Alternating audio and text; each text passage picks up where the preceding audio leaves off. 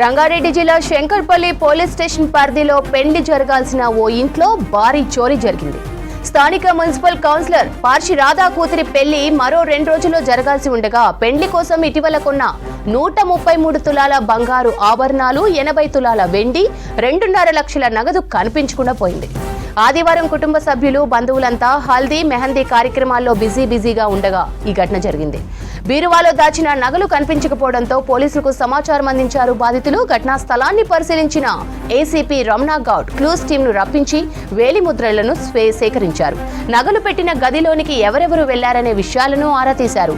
ఇంటి యజమాని ఫిర్యాదు మేరకు కేసు నమోదు చేసుకుని దర్యాప్తు చేస్తున్నట్లు తెలిపారు సిఐ శ్రీనివాస్ గౌడ్.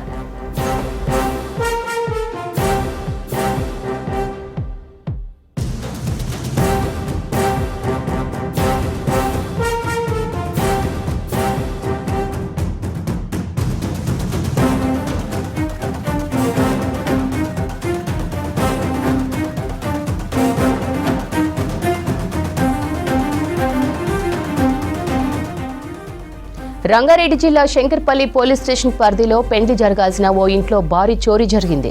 స్థానిక మున్సిపల్ కౌన్సిలర్ పార్షి రాధా కూతురి పెళ్లి మరో 2 రోజుల్లో జరగాల్సి ఉండగా పెళ్లి కోసం ఇటీవల కొన్న 133 తులాల బంగారు ఆభరణాలు, 80 తులాల వెండి, 2.5 లక్షల నగదు కనిపించకుండా పోయింది.